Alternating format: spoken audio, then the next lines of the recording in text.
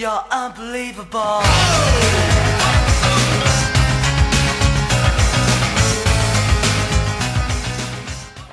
Hey YouTube, this is American Family Now. I just finished up a couple projects for our chickens, and I'll show them to you in just a minute. One of them is a large bird feeder, one that I made out of an old trash can that can hold about 80 pounds worth of bird seed. And the other one is a regular water bottle dispenser, and that one is able to hold a little over 5 gallons. And I'm going to show you these things before the chickens come back, because it's about 5:30 in the afternoon right now, and they'll be arriving probably another half an hour or so to come back for the night.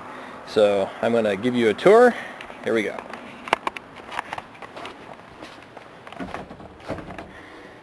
We'll start with a feeder. This is a trash can I bought probably 6 years ago. I was about ready to get rid of it because the trash can itself is kind of a flimsy plastic, and I've not been real impressed with it. But then I was thinking, hey, what could I do with it? Like, aha, I'll make a bird feeder with it. So what I did is, down here you can see that green pail inside. That's a 5-gallon pail that I cut down to about 12 inches high. And I drilled a bunch of 2-inch holes, and there might have been 2.5-inch holes, around the perimeter. I think there's 8 holes altogether. And there you go. And I also cut some 2-inch, I guess they're 2.5-inch holes. We'll call them 2.5-inch holes anyways, up here, and I made ovals out of them so the chickens can get their full head inside of it. What I do with the trash can is, way down at the bottom here, if I can get it, you can see there's a plywood bottom, because this trash can was kind of crappy. I wanted to reinforce some of the plastic, where especially the bottom, where there are a couple little holes at the bottom and it was dinged up or whatever. I wanted to reinforce it. So what I did is I cut 2 discs about this size, one to put on the outside, one to put in on the inside. I sandwiched the bottom of the trash can together. It gave a nice weighted base for the trash can. And then I mounted the 5-gallon pail right to the plywood on the inside.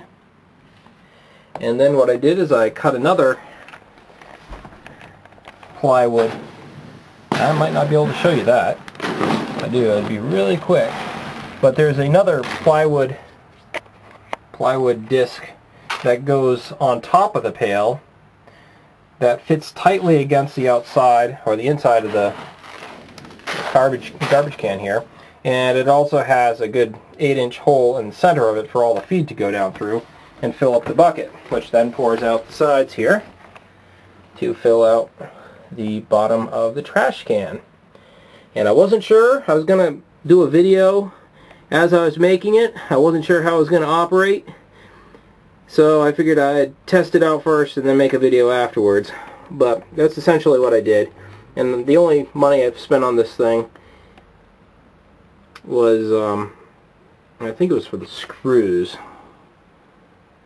In the last, well, I bought the trash can, but I got my use out of it. The only new part to this thing were the screws, the little stainless steel screws. And I had those kicking around for the past year, so really it was all surplus I had kicking around the garage. And these screws hold the plywood on top of the bucket. And it also stiffens up the trash can by holding it tight against the middle disc there, or the top disc. And let's see, we also have this. This is a water bottle that's meant for one of those water machine things there with a spigot on the bottom you'd see in an office building. That is a bird turd. But what I did is, with this, I used a cake pan that I had kicking around that I was using to sort out some of the Lego that we have. and I use something else for that. So I am using the cake pan for this. And I sealed the top of this bottle with a jar lid that I used some hot melt glue, a lot of hot melt glue, and fastened it so there was an airtight seal, so you wouldn't have any leakage down here at the bottom, because if it's not an airtight seal, what will happen is your water will continuously drain out the bottom. And if you're familiar with these kind of watering systems, which are pretty popular now, you know exactly what I'm talking about. And right down here, you can see right where that water is coming out, there's a 1-inch hole that I drilled. And you flip the thing, you fill it up through that little 1-inch hole, and you flip the thing right side up, set it down the dish, and it fills up to the top of that hole, and it stops because the air cannot get in to the bucket to let more water out. So essentially, I mean, everybody's pretty familiar with these types of systems, but I was able to make this thing with just junk I had kicking around the house.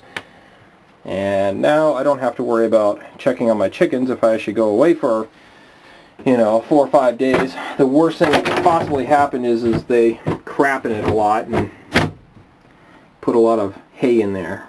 But as long as I can avoid that, they should be all set. If I was just feeding our 4 chickens, I should be all set for a week anyways with the water, and a month and a half with the food. So those are my 2 latest projects dealing with the chickens. I hope you enjoy it. Until next time, have a good one.